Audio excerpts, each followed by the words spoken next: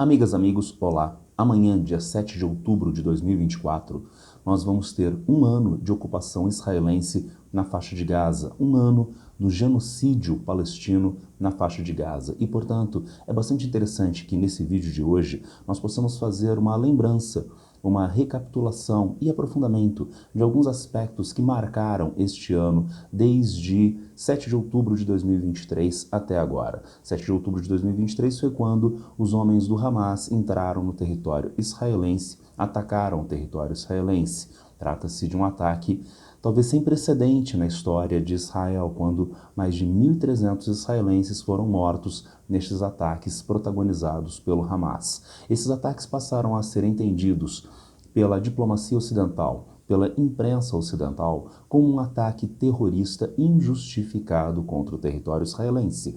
Mas existem outras leituras possíveis. Que outras leituras possíveis são essas? Não se trata de uma leitura acadêmica de algum professor de esquerda, anti-israelense, anti-sionista. Trata-se, por exemplo, do diplomata chinês, o Ma Ximin, que fez uma exposição no Conselho, na Corte Internacional de Justiça no processo que é movido pela África do Sul contra Israel por genocídio. E vejam o que nos explicou o diplomata chinês. O povo palestino recorre à força para resistir à opressão estrangeira e para completar o estabelecimento de um Estado independente. É um direito inalienável e bem fundamentado no direito internacional.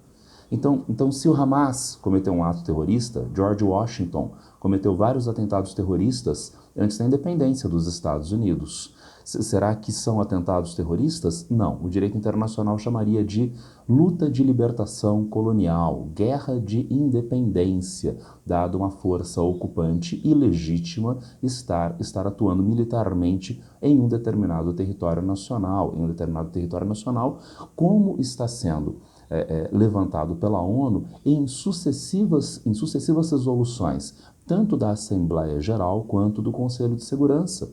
E, portanto, a ideia de ilegitimidade de ocupação israelense sobre a Cisjordânia, sobre o leste de Jerusalém e sobre Gaza é amplamente coberta pelo direito internacional, por instituições internacionais, fazendo com que nós tenhamos que relativizar, à luz do direito internacional, esses ataques do Hamas, não, portanto, como um ato terrorista, mas como guerra de independência. O diplomata chinês disse mais: no território ocupado, o direito da potência ocupante à autodefesa depende da legitimidade do processo de ocupação. Então, um processo de ocupação ilegítimo, quando essa potência é atacada mediante um processo de ocupação ilegítimo, ela não pode levantar o direito de autodefesa. Ela não está se autodefendendo na medida em que ela é a atacante, ela é a ocupante ilícita da região. E a ilicitude da ocupação israelense se mostra ao longo da história.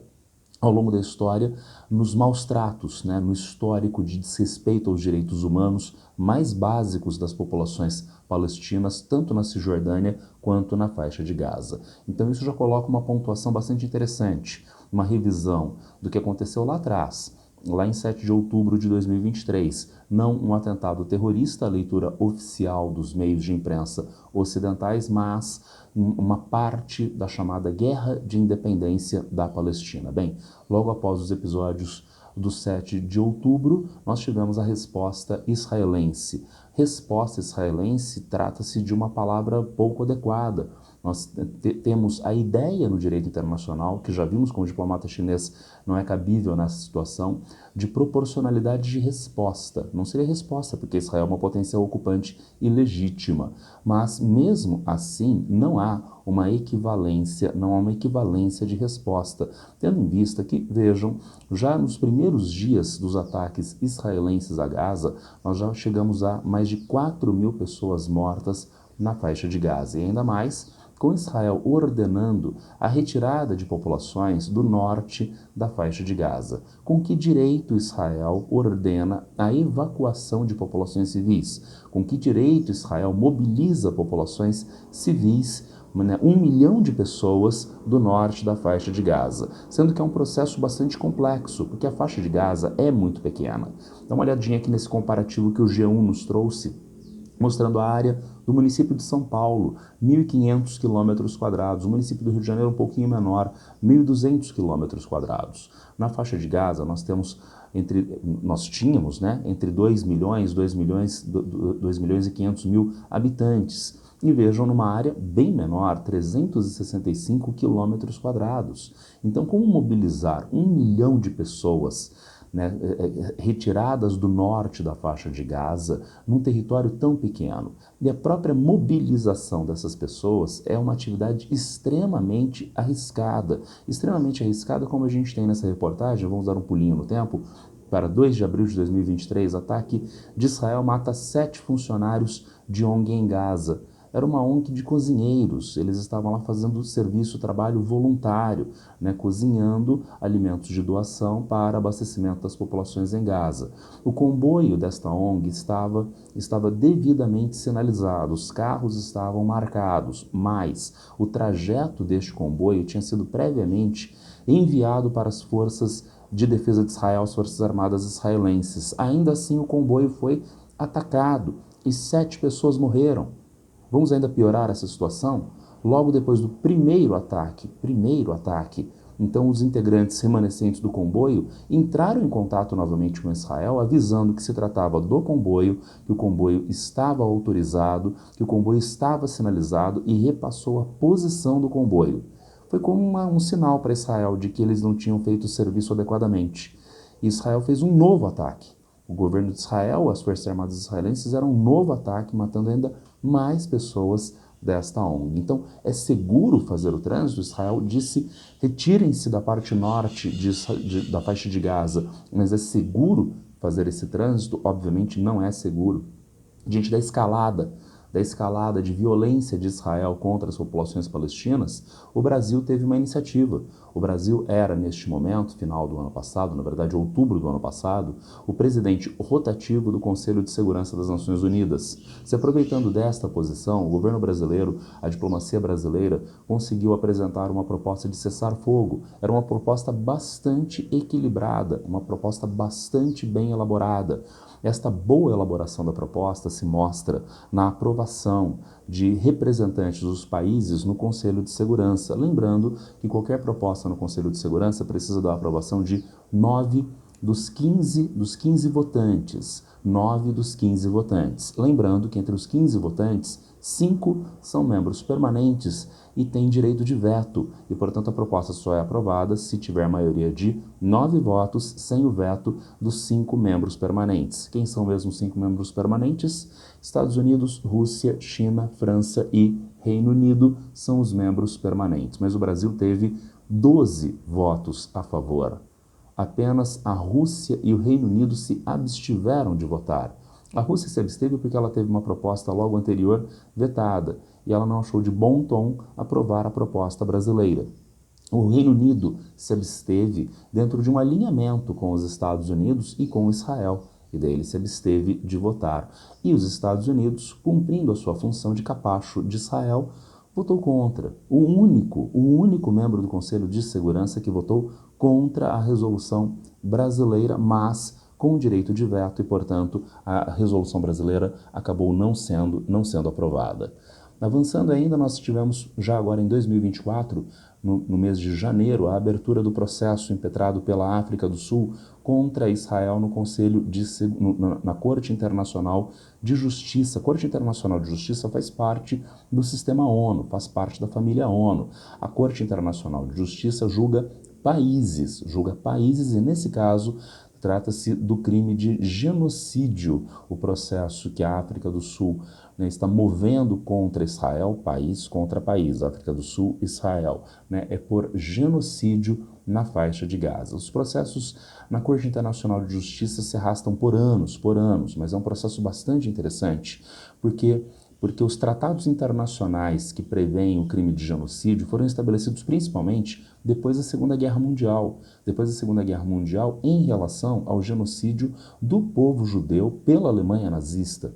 O Israel, então, tem uma forte relação com a origem destes tratados, no que diz respeito à necessidade de proteção do povo judeu. Israel, que agora é o algoz do povo palestino em um genocídio análogo agora no século XXI. A gente pode reforçar essa ideia vendo que no mesmo mês de janeiro, se no dia 10 de janeiro a Corte Internacional de Justiça estava abrindo processo contra Israel, no dia 15 de janeiro o número de mortos já batia em 24 mil, em mais de 24 mil mortos. Lembrando, metade desses mortos são mulheres e crianças, portanto, não são combatentes do Hamas. Avançando, nós temos agora o início das provocações israelenses em relação ao Irã, uma escalada de provocações. No mês de abril, em 1º de abril, segundo o G1, ataque israelense destrói consulado iraniano na Síria e mata comandante da Guarda Revolucionária do Irã. Agora vejam, isso afronta terrivelmente o direito internacional, porque um consulado é uma representação diplomática, de nível relativamente mais baixo comparativamente a uma embaixada, mas é uma representação diplomática e é protegida por leis internacionais, que devem ser validadas pelos países que acolhem as embaixadas. A Síria valida essas leis internacionais. Alguém afrontou essas leis internacionais e colocando em risco a própria ideia de representação diplomática. Israel, que se mostra, nesse caso, mais uma vez, um Estado criminoso diante do direito internacional, e nesse caso especificamente contra o Irã. E por que o Irã? Porque a iniciativa do governo israelense é de escalada do conflito. A iniciativa do governo israelense é de que esse conflito não fique restrito à região da faixa de Gaza. E por que a escalada do conflito? Nós temos um motivo imediato. O primeiro-ministro Benjamin Netanyahu tem uma gama de processos na justiça comum de Israel. No primeiro dia que ele deixar de ser primeiro-ministro, é o primeiro dia que ele vai para a cadeia. Então ele precisa prolongar essa guerra ao máximo. E ele não vai ter apoio da sociedade israelense para continuar uma guerra contra a frágil população palestina da faixa de Gaza. Ele precisa de novos poderosos inimigos para justificar a manutenção de guerra. Quem são esses poderosos inimigos? O partido político Hezbollah do Líbano e o Irã, que é o antagonista mais importante de Israel na região. Agora, se Israel entra em um conflito declarado aberto de alta intensidade com Hezbollah e com o Irã, principalmente, os Estados Unidos certamente vão fazer uma intervenção pró-Israel, criando, portanto, uma vantagem para Israel no conflito. E, portanto, além de o primeiro argumento, Benjamin Netanyahu se mantém como primeiro-ministro, não vai para a cadeia, ainda mais. Ele ganha força para eliminar ou pelo menos enfraquecer os seus adversários regionais, o Hezbollah e o Irã. Quantas pessoas morrerão neste intervalo de tempo? A gente não tem o cálculo, é totalmente imprevisível. E ainda mais, né, quem dá a Israel o direito de atuar dessa forma belicista e expansionista nesta região, que é uma região tão sensível, tão problemática. Então nós encontramos aí a razão da provocação contra o Irã. Irã que não deixou de dar uma resposta. Qual foi a resposta? Segundo a CNN, vejam, em 13 de abril, logo depois da morte do representante da Guarda Revolucionária no consulado na Síria, nós tivemos Irã ataca com mais de 200 drones e mísseis contra Israel em retaliação. Este ataque foi telegrafado. Este ataque foi amplamente, previamente avisado pelo Irã. A Israel não, porque eles não têm relações diplomáticas. Aos Estados Unidos diretamente não, porque Irã e Estados Unidos também não têm relação diplomática, mas ele avisou a interlocutores. A ideia era: preparem-se, nós vamos atacar exclusivamente bases militares, nós vamos atacar com mísseis balísticos, que são mais difíceis de interceptar, e com drones. Os drones, no caso, os mísseis balísticos iranianos varrem o território do Irã a Israel em uma questão de 10, 15 minutos. Os drones iranianos demoram de 2 a 8 horas para fazer o trajeto. E, portanto, haveria toda a preparação. Preparação de quem? Nós temos aqui, olha, Arábia Saudita, Jordânia, Estados Unidos, Reino Unido e França, além dos sistemas de defesa do próprio Israel, fazendo com que houvesse a interceptação da maior parte desses projéteis lançados pelo Irã. Então não foi um fracasso iraniano, o Irã sinalizou: olha, eu tenho recursos. eu tenho recursos e posso utilizar, tá certo? Mas dentro de um contexto, nesta conjuntura de sinalização prévia com todo este aparato de defesa pelos Estados Unidos. O que nos leva a uma pergunta, os Estados Unidos e os seus aliados na região, Jordânia e Arábia Saudita, os seus aliados na Europa, a França e o Reino Unido, fizeram das tripas coração para defender Israel deste ataque iraniano. Mas e quando? E quando Israel ataca a população palestina? O que faz os Estados Unidos para defender os palestinos? Não faz nada. Na verdade, faz o oposto.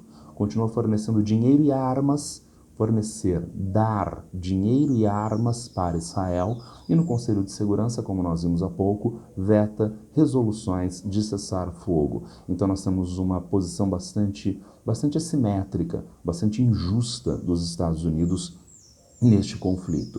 Ainda mais, continuando com os problemas jurídicos relacionados à guerra de Gaza, nós tivemos lá no mês de janeiro a Corte Internacional de Justiça abrindo um processo contra Israel. Lembrando, a Corte é da ONU e julga estados. Mas o Tribunal Penal Internacional, que fica na mesma cidade de Haia, na Holanda, é um tribunal que não faz parte do sistema ONU e ele é penal, ele julga pessoas. Um promotor do tribunal solicitou no mês de maio a prisão de Benjamin Netanyahu. Ele também solicitou a prisão de outros integrantes do governo de Israel por crimes contra a humanidade, não crime por genocídio. O crime de genocídio é muito difícil de ser caracterizado. Então o promotor liminarmente solicitou essa prisão por crime contra a humanidade. E vejam, não apenas de Israel, mas também autoridades do Hamas tiveram a prisão solicitada. Isso é duplamente interessante. Primeiro, porque mostra uma equilibração da posição, tá? Uma parte cometeu crimes contra a humanidade, a outra parte também cometeu crimes contra a humanidade. Mas que partes são essas? Na leitura do governo de Israel, ele está lutando contra um grupo terrorista, mas o Tribunal Penal Internacional acabou solicitando a prisão pelo mesmo crime, tanto de integrantes do partido político Hamas quanto do governo de Israel. A comunidade internacional se passa uma equivalência de que se há um grupo terrorista chamado Hamas, o governo de Israel hoje se comporta da mesma maneira. E a gente pode reforçar essa ideia novamente pela contabilidade mórbida. No mesmo mês de maio, quando havia a solicitação de prisão para Benjamin Netanyahu, entre outros, nós estávamos atingindo 35 mil mortos na faixa de Gaza, 35 mil mortos na faixa de Gaza. Voltamos agora à escalada de tensão com o Irã, à escalada de provocações de Israel contra o Irã. Segundo a CNN, vejam, agora no mês de julho, nós temos líder político do Hamas, Ismail Haniyeh, é morto no Irã, diz mídia estatal. O Haniyeh estava no Irã para a posse do novo presidente iraniano. Em um atentado terrorista, a gente pode usar essa palavra tranquilamente, em um atentado terrorista, Israel matou o líder do Hamas. Vejam o problema desta ação no direito internacional. Veja a afronta a todos os países do mundo em uma ação israelense desta envergadura. Porque Haniyeh é o representante de um povo, dos palestinos, em especial de Gaza, que está na posse de um presidente. Mas ele não era o único. Vejam, será que vocês conseguem reconhecer alguém nesta foto, na posse do novo presidente iraniano? Geraldo Alckmin. O presidente Lula não foi pessoalmente, enviou o vice-presidente Geraldo Alckmin. E, portanto, Alckmin tinha o mesmo estatuto de Haniyeh. Se Israel desrespeitou o direito internacional e matou o líder palestino, qualquer um desses chefes de Estado, representantes de povos, poderia ter a sua segurança, a sua vida em risco nessa situação.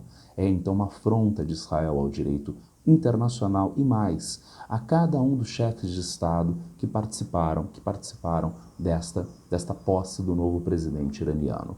Avançando, nós temos ainda mais um degrau de escalada de provocações de Israel contra o Irã.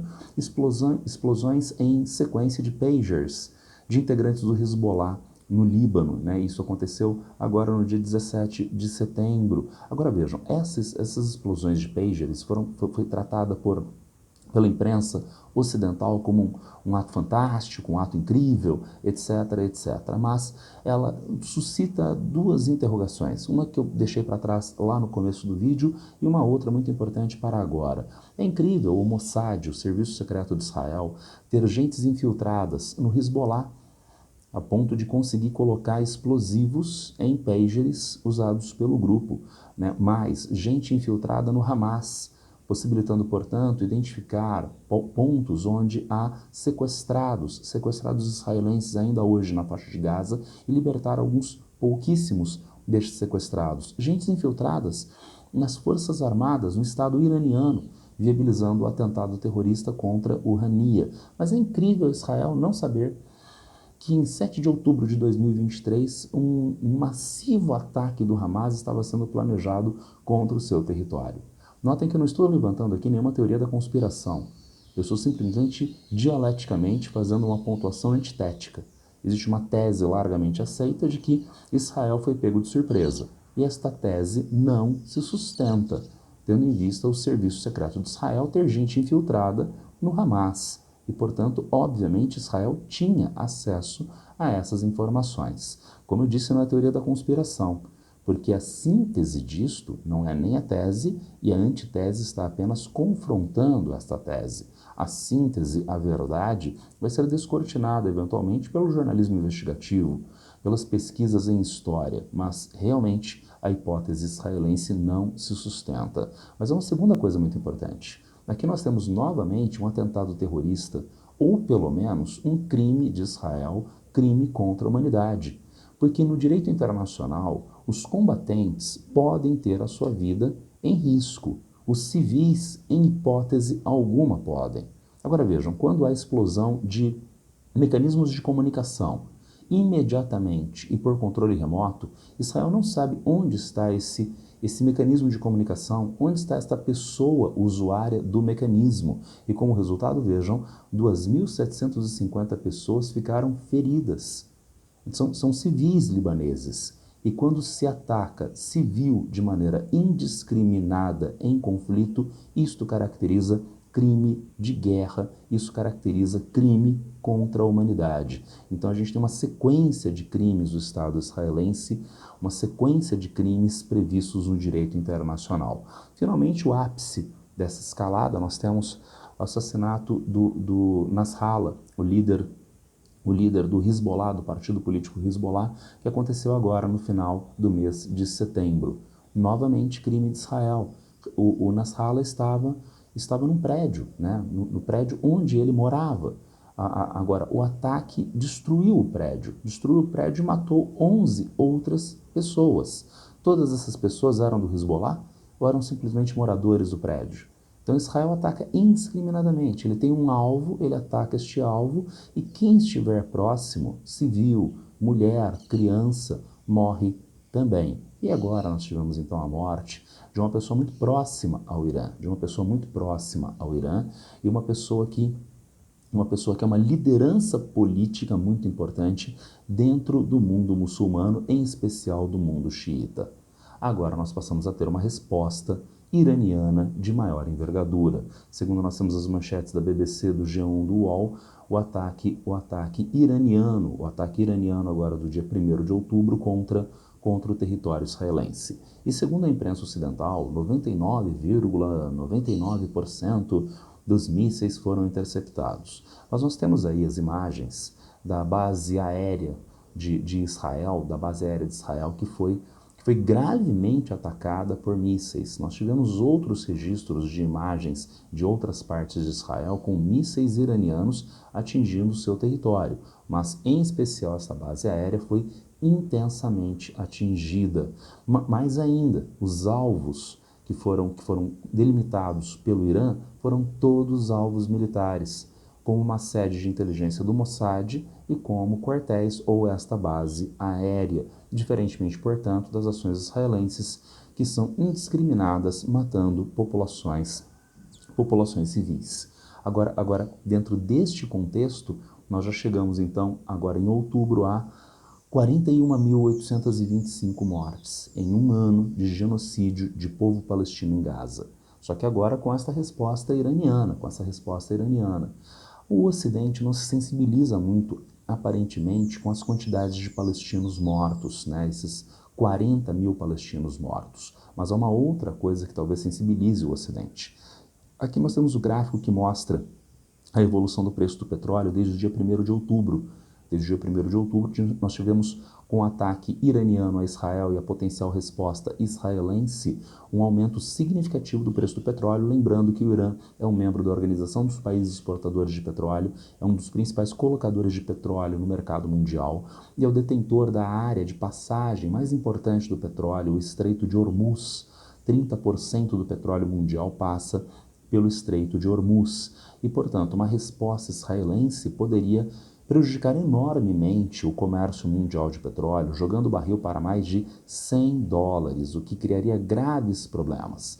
E isso está dado, inclusive, pela sinalização que veio da imprensa ocidental a partir de fontes israelenses, de que Israel teria a intenção de minar economicamente o governo iraniano, atacando as suas usinas nucleares e as suas refinarias de petróleo. Então, notem novamente, o ataque iraniano mirou bases militares israelenses e se levanta a possibilidade de Israel atacar refinarias. Refinaria tem sistema de defesa antiaérea? Refinaria é militar? Não, é alvo civil. É novamente uma sinalização de crime de guerra. Só que, de novo, essa sinalização coloca o preço do petróleo nas alturas e mexe com potências mundiais, mexe com a China. A China mantém crescimento econômico de 4, 5, 5,5%, é bem menos do que os 10, 15% que ela mantinha no início dos anos 2000. É normal haver essa queda, essa diminuição do crescimento. Hoje a China é uma economia muito mais volumosa e muito mais complexa. Crescer 5% é um crescimento bastante robusto, mas há uma série de iniciativas do governo chinês de aceleração desse crescimento. Essas iniciativas de aceleração de crescimento seriam tolhidas, seriam inviáveis com o preço do petróleo subindo, em especial acima de $100 o barril. Será que apenas a China seria prejudicada? Não. Claramente os Estados Unidos seriam prejudicados, porque hoje os Estados Unidos não têm a dependência de importação de petróleo que eles tinham há 20 anos. Mas se o preço do petróleo aumenta no mercado internacional, isso impacta imediatamente a inflação nos Estados Unidos. Não impacta só a inflação, isso é um problema econômico amplo, mas é também um problema político para a duplinha Biden, atual presidente, e Kamala Harris, a candidata democrata à presidência, porque seria mais uma escalada de conflito, uma das principais fragilidades da campanha democrata. A política externa e outra fragilidade da campanha democrata, a questão econômica de inflação nos Estados Unidos. Então vamos ver qual vai ser a reação, como vai ser a reação de Israel, tendo em vista a pressão chinesa e a pressão dos papaizinhos, não é? Dos Estados Unidos, Biden e a vice Harris. Lembrando que Donald Trump tem uma posição muito mais favorável às ações belicistas de Israel e, portanto, para Trump, talvez o prejuízo dos democratas na campanha eleitoral seja uma vantagem, tá certo? Eu trouxe ainda para vocês um mapinha que mostra, como resultado desse conflito, um novo desenho de imigrações forçadas na Ásia Ocidental. Nós temos esse mapinha mostrando na região de Gaza, lembrem-se do nosso esquema anterior do G1, né? 360 quilômetros quadrados de faixa de Gaza, né? Nós temos ali uma fração do território do município, da área do município de São Paulo.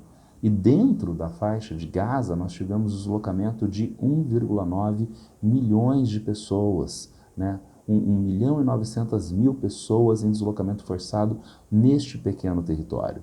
Os ataques do Hezbollah nos últimos meses ao norte de Israel levou o próprio governo israelense a migrar as pessoas do norte do país. Foram 63 mil pessoas migrando do norte do país. Porém, os ataques israelenses ao sul do Líbano já levaram à migração de 1 milhão de pessoas dentro do Líbano e uma migração de 250 mil pessoas do Líbano para a Síria. Agora, notem bem, a Síria passou 10 anos em guerra civil, desde a patética Primavera Árabe no início dos anos 2010.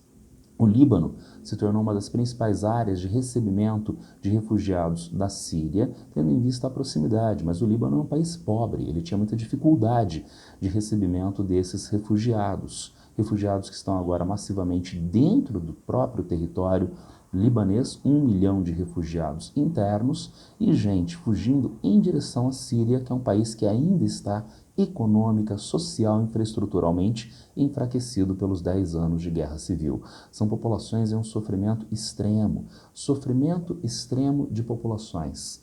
Eu trouxe para vocês, para nós fecharmos, uma lembrança desta imagem, uma imagem um tanto forte, né? Nós temos o garoto Aylan Kurdi. Ele estava fugindo com a sua família da guerra civil da Síria, mas em embarcações improvisadas, tentando chegar à Europa, acabou morrendo e sendo encontrado em uma praia da Turquia. Ele chegou à Turquia, né? Mas ele chegou morto. A FUVEST fez uma das mais pertinentes questões da história do seu vestibular com este episódio do garoto Aylan. A FUVEST colocou na sua questão de múltipla escolha, a primeira fase, ela colocou a foto que eu reproduzi para vocês, e um texto que era uma passagem do documentário Nós que aqui estamos, por vós esperamos. E o texto dizia, numa guerra não se matam milhares de pessoas, mata-se alguém que adora espaguete, outro que é gay, outro que tem uma namorada, uma acumulação de pequenas memórias. O garoto Aylan tinha um passado, né? Tão jovem que ele era. Eu coloquei aqui para vocês a foto. Ele está à esquerda, tá? Ele era uma criança. Ele tinha fotos, ele brincava e ele morreu fugindo da guerra civil da Síria. Na mesma toada, eu sigo nas redes sociais, eu sigo no Instagram essa menina, a Renade. A Renade, que tem 10 anos, e ela abriu esta conta de Instagram para na Gaza ocupada, mostrar como eles fazem preparo de comida.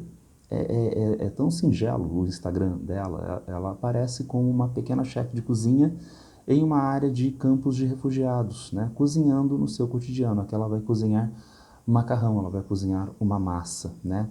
Eu fico então na torcida para que a Renade não tenha um destino como o do Aylan, como de tantas outras crianças, mulheres civis que não têm absolutamente nada a ver com o conflito, né? O destino que essas pessoas já tiveram, as mais de 41 mil pessoas mortas na faixa de Gaza. Era isso por hoje. Quem tiver algum problema, alguma crítica, alguma sugestão, é só me encontrar nas redes sociais. Abraço para todas e todos e boa sorte.